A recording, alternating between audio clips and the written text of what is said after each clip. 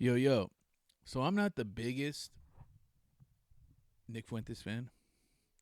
He's a little bit radical, but he has a point here, and let's uh, let's check it out. See what he has to say. You know what? There was one thing I wanted to actually talk about because I did get into a rant about this yesterday, and it was so good. Not the rant, but the tweet. So yesterday I go on this big rant on Telegram, and I'm talking about the delusional nature of Republicans. I was kind of mad yesterday. He's basically saying that this administration is a complete joke.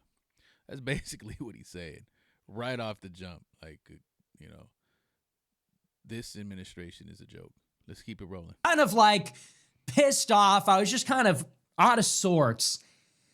And I was just thinking about how sad it is. It really weighed on me, the gravity of the situation. You think about, and you know, this is my thing. You think about what we were promised in 2024. And it was two things. We were promised mass deportations and no new wars. Well, I think you got the deportations, but the new wars, he started that really fast, and a few of them. But, in true Trump fashion, he was there bullshitting as well. He said a lot of crap in there. He stopped, I don't know how many of them, 5, 6, 7 wars at the same time starting these wars. Let's keep it rolling. That's it. Those were the big ticket items. Mass deportations and no new wars. And you fast forward a year and a half later, as you know, spoiler alert, we literally got the opposite. It's not like we didn't get them. We got the opposite of them. We got, instead of mass deportations and no new wars, we got a new war and no mass deportations at all. Yeah. We got some, the deportations things was a little, the deportation was, it was a little skewed because you had 2 murders that happened, so he had to scale that back. I mean, it was a bad look. So, keep it rolling. So it's about as clear and unambiguous of a betrayal as there could possibly be. And it's not like debatable. There are no... Yeah, but anybody that was putting their faith in Trump knows that he was super con artist. I mean, come on. You shouldn't expect anything less. Mass deportations, it's not happening. They shut it down. They never got started, and whatever they were doing, they stopped. So that's off. And in case you haven't noticed, we're in a new war. We're in a war that we weren't in before. It's a war. It's brand new. Trump got us into it. So I can't really paint a clearer picture. We didn't get what we were promised. Everyone voted for one thing, and we got the opposite. We voted for mass deportations, no wars. We got a war, no mass deportations. Now, to me, it is then obvious what has to happen. So the people that did this to us now have to lose. Like, isn't that, to me, that just follows like a mathematical equation. I do agree with that one. And for what it's worth, they're going to get crushed in the midterms. Because, I mean, it's a bad look. They're doing all these no kings protests. The people are not happy. They are not happy. And the ones that say, that are probably going to get in the comments and say, yeah, we voted for this. No, stop it. Keep it. Let's roll it. Just logically follows. Okay, these people that we voted for, they promised us one thing. Then they screwed us. They totally fucked us over. They rug pulled us. They lied or scammed us. Or they broke the promise, however you want to say it. I'm going to go with that second one. They scammed us. 100% scam. So they forfeited the mandate to govern. We voted for you to do these things. You've done the opposite. So now we don't want you to govern anymore. So it logically follows to me that at the minimum, you don't vote. At the minimum, you stay home. And at the furthest extent, you vote for the other side. Because the other side is the opposition. Whatever you want to say about them, we know that they're going to hold the first side accountable. They're going to challenge and oppose and degrade and diminish the side that we voted for. That is 100. That is 100% facts. That is going to happen. And yet you see these people on Twitter all day, every day. It's like they're going through the stages of grief. And they're bargaining. They're in denial about it. They won't acknowledge the problem. They say, well, it's not really a war. Well, it's not boots on the ground. Well, it's not nation building. Well, Trump has been talking about a nuclear Iran for 40 years. Well, and so I went off the other day about this, and I said, at the end of the day, you are not in control here. Okay? This is the new talking point that I've heard. This is what made me think of it. And pay attention, okay, because you're going to see this on Twitter, and you might already have, maybe you already have seen this on Twitter. The new line that they're all trying out that I've heard over and over again is they keep talking about the generational coalition which has been squandered. Have you heard this one? I see this, and I've seen it with such regularity, with such frequency, that I honestly think it is a true talking point. Like, this is something they cooked up in the group chats. It's an influenceable campaign or something like that. It's some kind of paid social campaign, or it's just one of these things that is just, this is the lingo of that clique, of that faction.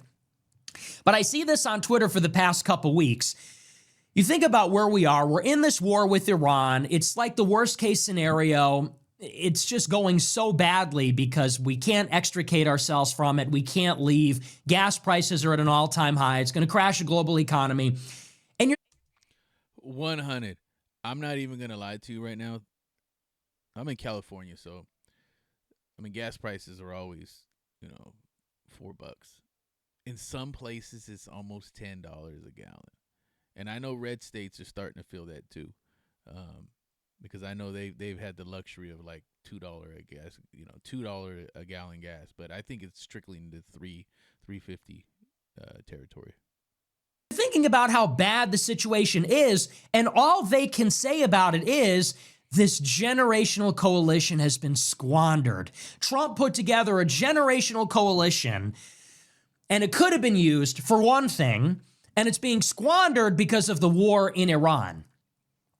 And I don't like that. I don't really like how they're saying that, because it almost seems like it's taking away from the other problems.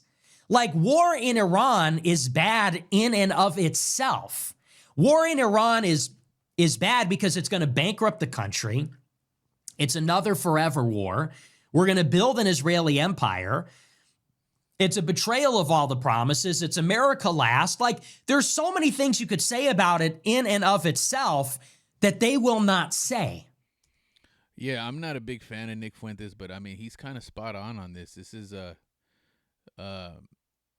this war is going to be, it's going to devastate Americans. I mean, I'm curious just to see how far it's going to go as far as the gas prices. Like, could it get to $15 a gallon, like here in California? I don't know. Like, it sounds crazy, but every day the pump, it keeps going up. Like, and where I'm at too, even like Arco is like, it's like almost $6 a gallon, like $5.75. Like, it's insane. It's crazy. You just keep it rolling. They're still downplaying it. They're still minimizing it. They're still minimizing the issue and saying, well, it's not a ground war. Well, Trump is going to handle this the right way. The only thing they can bring themselves to say about it is that the war is making Trump less popular, and that will prevent someone like Vance from succeeding in the future. And that is the problem with it. That is, we do not want Vance. Vance is a complete idiot. And he's that guy, man, he's a complete fraud. He was with Trump, against Trump. He doesn't know what. Let's go. I don't even want to get on Vance. Is that not the implication? They're not saying this is a deep spiritual betrayal of MAGA. They're not saying this is, in principle, a betrayal of America first. They're not saying we're doing the bidding of Israel, that a foreign lobby brought us into this conflict. We've been suckered into it for their benefit at our expense. They won't say any of that. The most they'll say is, the war is going to make Trump unpopular, and then he can't do what he said he was going to do. And so there's this hint of they're still hanging on. They're still hanging on to this idea that Trump is who he said he was, that MAGA is what we thought it was, that Trump is still trying against every obstacle to do the right thing for, like, he's still our guy. His end game is still a total American victory. So that's one. I don't like that. They say, oh, the generational coalition is lost. It's like, bro, we're 1 month deep into the Iran war. Do you know how insane that is? Am I the only one that gets that? We are in the Iran war. You have the Iraq. Yeah. Yeah, it's fucking crazy. But MAGA they'll defend everything. I know people that I know. I mean, they were saying they didn't want to go to war, that Kamala Harris was going to bring us into war. Now this is not technically a war because their great beloved Donald J. Trump is the man running the show. It's just, come on. The hypocrisy is insane. War. You had the Libyan war. You had the Syrian war. We're a month deep in the Iran war that Trump brought us into, and you're talking about a generational coalition. That's one. Number two, and here's maybe the more important point, okay? The first one's a bit subtle.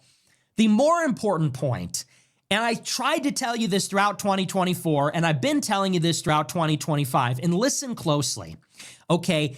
Let me tell you a little something about that generational coalition.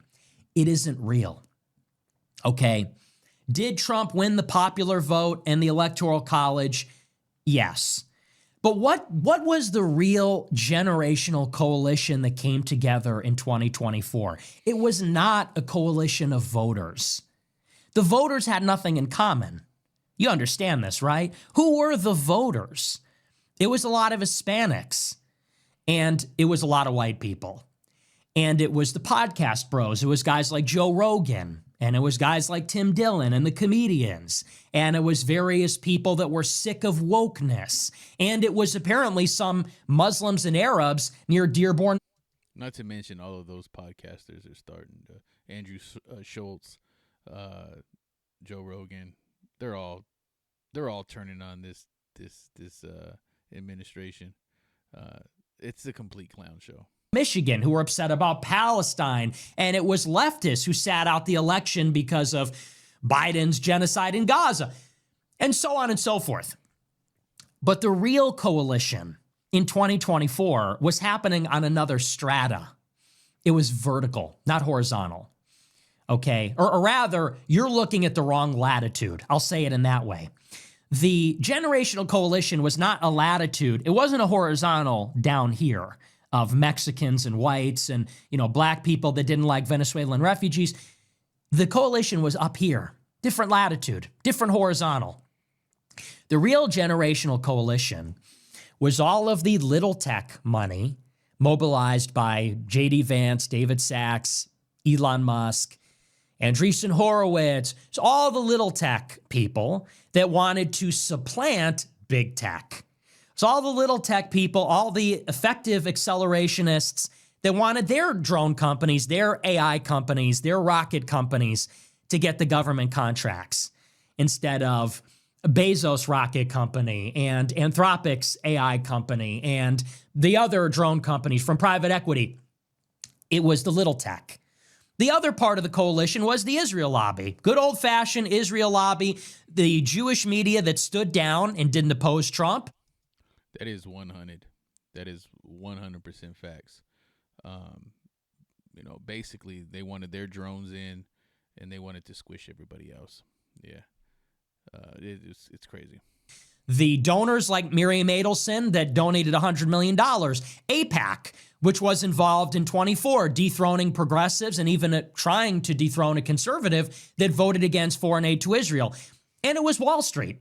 It was the bankers in Wall Street like Tim Mellon and Ken Griffin who wanted the corporate tax rate permanently lowered, who wanted a Federal Reserve chairman who was going to aggressively cut interest rates to get the velocity of money going to grow the economy. That was the real generational coalition. And that is why In 2024, 60% of the money that Trump raised was raised from the big donors, and it was only a third that was raised from the small dollar donors.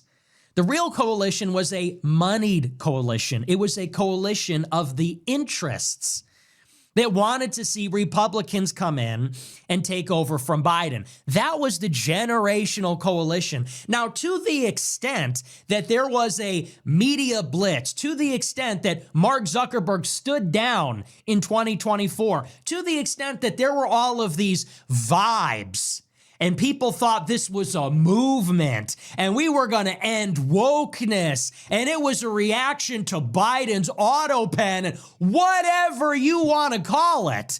That was a farce. It was a trick. It was a show that they put on for you. That was a 100% trick. And he's still tricking right now. 100%. He is still tricking. He just can't stop tricking. They were stimulating you. You were stimming. You were watching the color store. Okay, you were watching flashing lights and bright colors and hyperpop, and you were being stimulated to go out and vote for this real generational coalition of interests. And so on the contrary, the generational coalition was not squandered. The generational coalition was used and then discarded. It was put together for a particular interest. That interest has already been served. Thank you, come again. They cut the corporate tax rate last year. They're working on the AI moratorium. Doge brought Palantir in through the back door in the Pentagon and in all the departments and agencies. And we're at war with Iran. So the generational coalition was brought together to do those things. Not, it wasn't brought together and then those things happened in spite of the real aspirations of the real coalition. No, the coalition was put together to do those things. Those things are being done. Now the voting bloc is exploding and they don't care. They don't care because they got what they wanted. That is 100% OG facts, man. For real. Let's keep it going.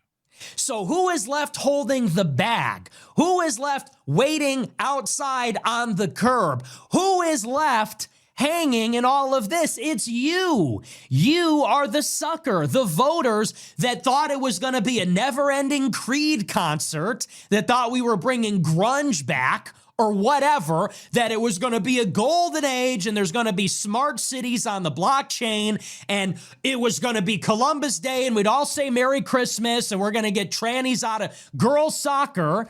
You are left holding the bag saying, but Mr. Trump, what about our golden age? It's not a movie. That was never going to happen, okay? And so there's something. I mean, his golden age is in his pockets. That is. Come on, that's 100%. Trump's golden age was in his pockets, and all his donors, all his the contributors, they all got what they wanted. So delicious about that you have all these people, they're still hanging on. And they're still hanging on. Our generational coalition has been squandered. You got raped. You got raped. Your rapist got what they wanted, and now you are left hanging, used and abused, saying, I thought it was real love. I thought it was a real thing. Wrong.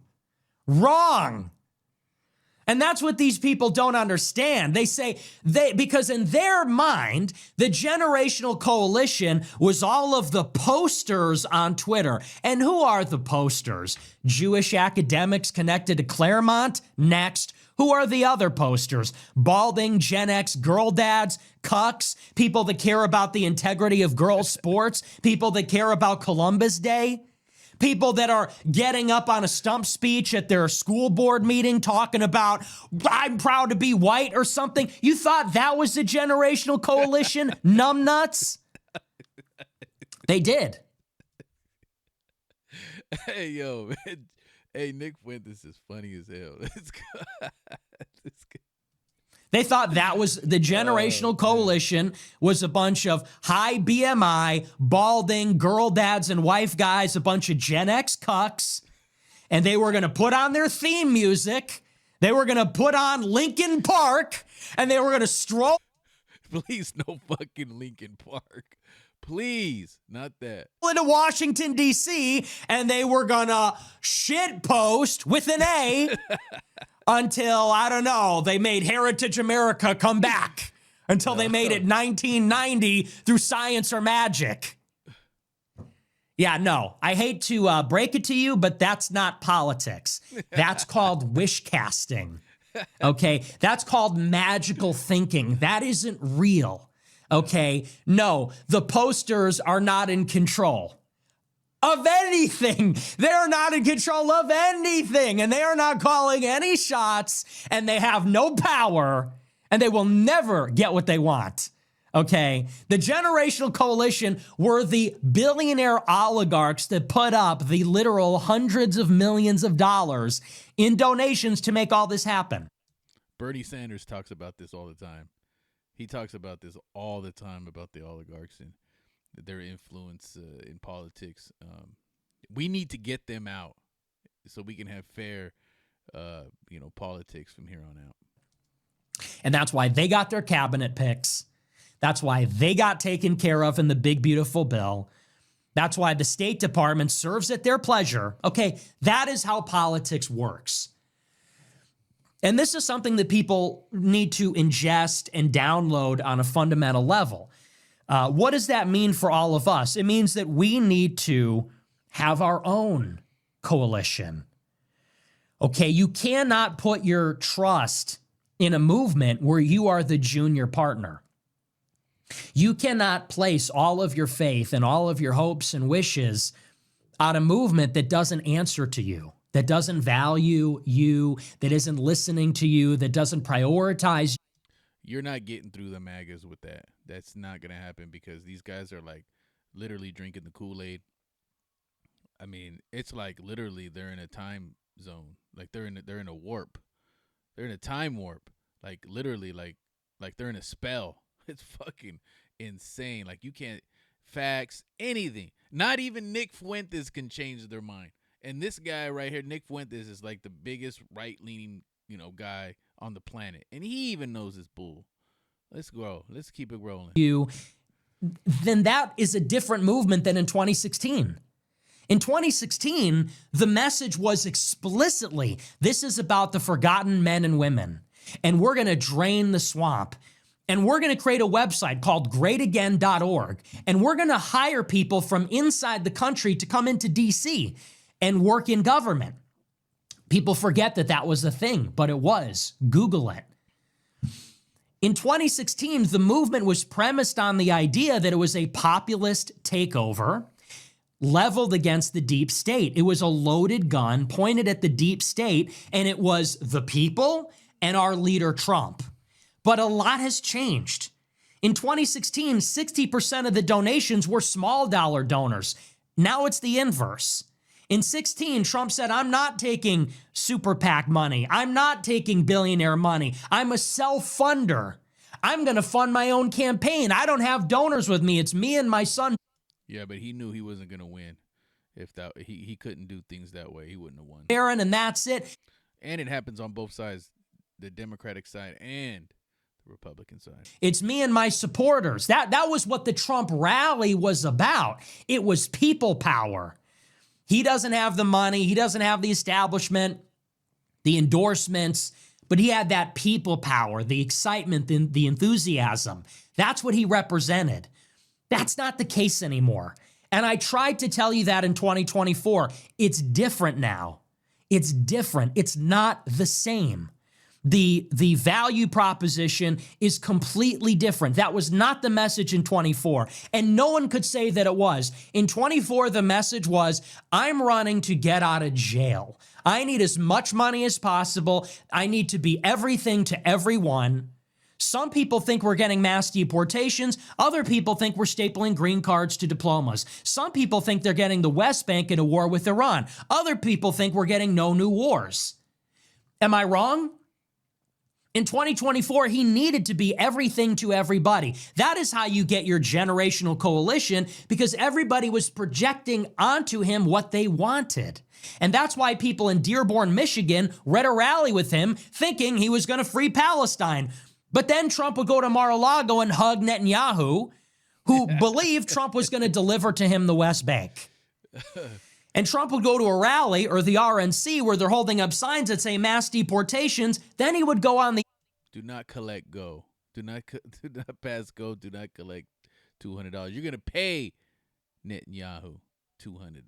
All In podcast and say, we're going to staple green cards to the diplomas of every foreign student that comes here. He was everything to everybody because he needed every vote, every nickel, every dime to get elected by any cost to get out of jail.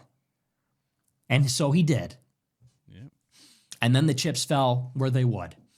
Cabinet members were picked, and from then on, we knew what we were going to get. It was only a matter of time. And now here we are. And these things are happening. They're deep. It wasn't a matter of time. It was pretty fast. I mean, we got it pretty damn quick. Started early. We got the big, beautiful bill. Everyone hated it. We got the Epstein cover-up. Everyone hated it. We got that. They tried to sneak in that. Not everyone. I'm telling you, there's people that think that, you know, they got everything. and because Bill Clinton said he wasn't, you know, he didn't have no part of it, they've already swept that under the rug too. But we didn't get that. We know that. AI moratorium on regulations. Everyone hated it. Now we're getting a war with Iran. Everyone hates it. Then people say, Mr. Trump, you're squandering the coalition. Trump says, the coalition, I got out of jail. What are you talking about? He is getting the benefits conferred upon him by the presidency. He is getting legacy. He is building up his legacy for the history books. He's building a new White House next to the old one. He renamed the Gulf of Mexico the Gulf of America, literally leaving his mark on the map. He has these ambitions of territorial expansion, remaking the world in his image, and so on and so forth. All the things that he's done, remaking the Oval Office, the Rose Garden, turning it into a patio. The benefits are being conferred upon him, and in exchange, the benefits are being conferred upon the oligarchs. The people are holding the bag. You see? So no, the generational coalition wasn't squandered. It was a spook. It wasn't real. It was used up like a booster rocket and then discarded because the things they actually wanted achieved their escape velocity, to follow the analogy. The generational movement propelled Trump into office so that Trump could deliver for his backers. If he loses popularity and if, you know, little John Doyle and all those sad little heritage Americans, if they get their hearts broken in the process, hoping and wishing and dreaming, well, that's something that they're willing to accept. Yeah. And this is something you got to keep in mind. When you're talking about the world empire of the United States, they're thinking in terms of decades and centuries and in hundreds of trillions of dollars. What is your complaint, citizen, denizen of Strip Mall Village? You live in a city which is really just like a glorified Main Street with a car dealership, a Holiday Inn Express, a Walmart, an Applebee's. Am I wrong? Damn. This is where you live. And lately, you're noticing it's getting a little too Mexican because the Mexicans are the migrant workers in the farms near your town or in the hospitality in your town or whatever. And you start saying, I don't like all these Mexicans in my town. You take a number and file a complaint at the help desk. I'm inconvenienced. I'm uncomfortable seeing these brown people in my Walmart, in my Applebee's, in my kid's high school or whatever. Do you think BlackRock, which has $20 trillion in assets under management? Nick Fuentes be ODing with this stuff. I don't think anybody does that. You think they care about that? Do you think that OpenAI, you think they care about that?